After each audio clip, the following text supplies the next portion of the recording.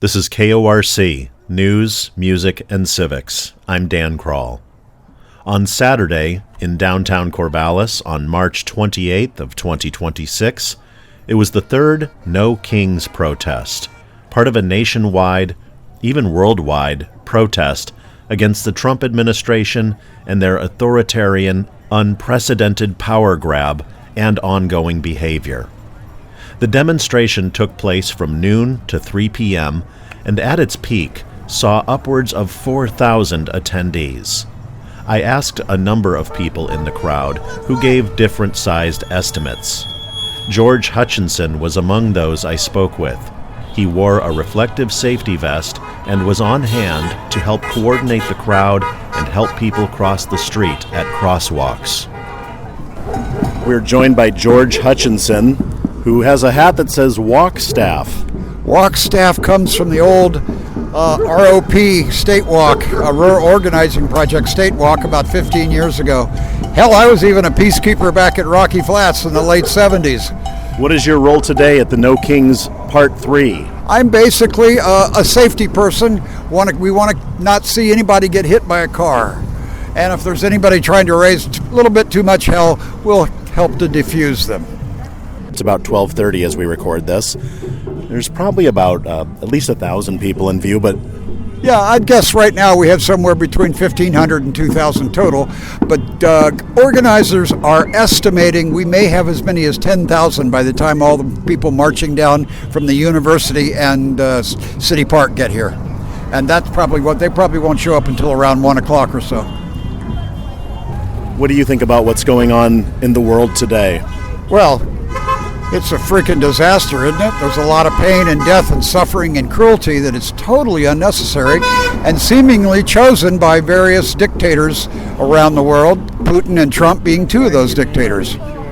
What do you think about what's going on with Iran? I think it's a horror. The government of Iran is nothing to cheer about, but the indiscriminate carpet bombing of the entire population is a war crime. It's a series of war crimes. It's slaughter. What's for them is an existential situation. They're trying to survive. As unthinkable as it might be, do you feel like we in the United States might be in a survival situation within the coming months, maybe? Dan, that's definitely the case. If we can't turn this around in the next few years, I fear for our very survival. A block north, hundreds of attendees covered the courthouse lawn. Over a dozen tables set up by various local organizations were scattered about, with a DJ on the south lawn playing a mix of dance songs. I ran into Phoenix, who played the conch shell as people watched.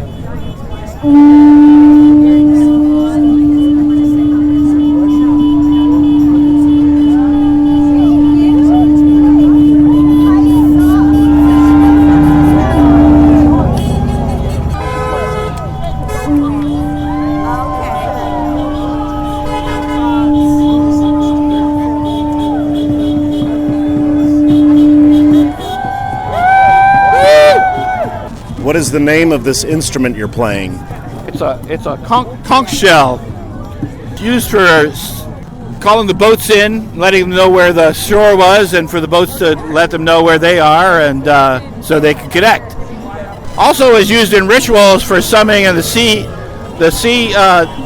gods, so they would give good, so the fish harvest would be good. And for today, it's helping to wash away the stink in Washington that's going on now, the sea of people that are going to move forward to bringing in a new way for people that works for all people, not just for a few privileged people.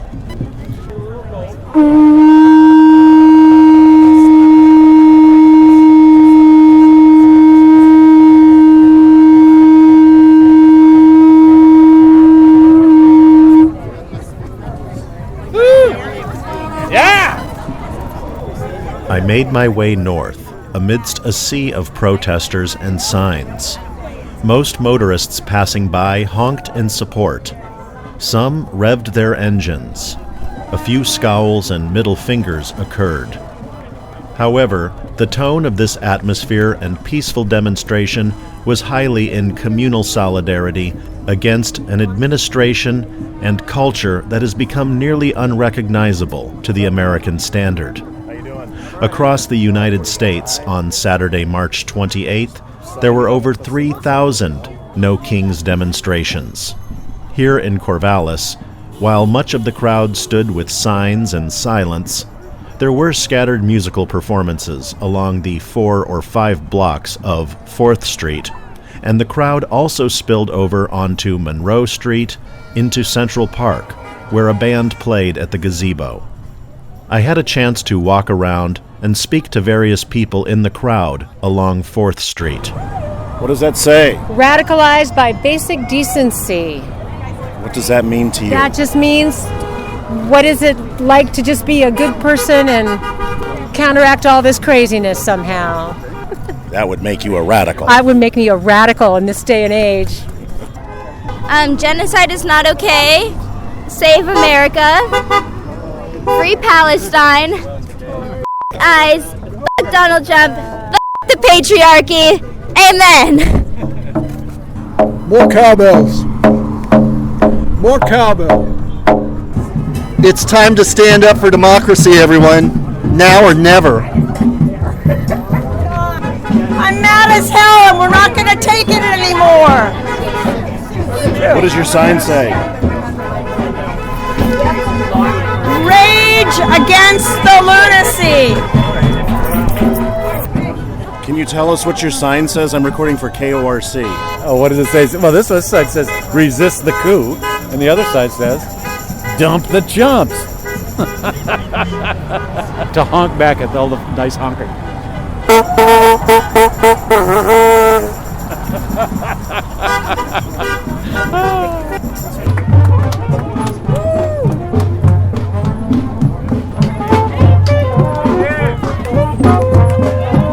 What does your sign say? Oh, it says your president rapes children.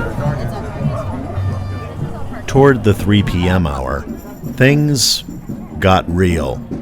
A woman wearing nothing more than a Trump mask covering her face, a crown, leg socks, and shoes stood on the southeast corner of 4th and Monroe.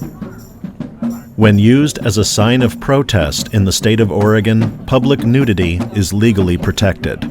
It was no surprise that police cars drove by in view of this nude spectacle, and the protester was not arrested. I approached the protester. Can I interview you for the radio? Hi, we already know each other. I knew it was you. Called it out. Can I include you in my report? Can we do it later over the phone? Well, could you just tell us what you're doing? Everything. That man ain't got no clothes. It was an unexpected conclusion to my time at the 3rd No Kings protest in Corvallis, Oregon on March 28th. Considering the times we live in, it truly wasn't all that shocking compared to the reality of American politics that is far stranger than fiction. From my estimate of the crowd size, at its peak, I believe there were over 4,000 people in attendance throughout downtown at this demonstration. There were a number of people handing out leaflets, and one leaflet detailed the general strike that is planned for May 1st. I also observed a number of mysterious people with telephoto lens cameras taking my picture, as well as other faces in the crowd. While I did not observe any counter-protesters, it remains unknown what every attendee believes or wants to achieve. Regardless to say, the 3rd No Kings protest in Corvallis reflects a growing trend of public dissatisfaction with the Trump administration on issues relating to the war in Iran, the Epstein debacle, the declining economy, ICE and Border Patrol chaos, and dozens of other issues that have overwhelmed the public psyche in just this last year. While there feels to be no end in sight and constant uncertainty has become a way of life for many Americans, as a sign at the Saturday demonstration declared, This too shall pass. Although what remains on the other side indeed remains uncertain. For KORC News, Music, and Civics, I'm Dan Crall.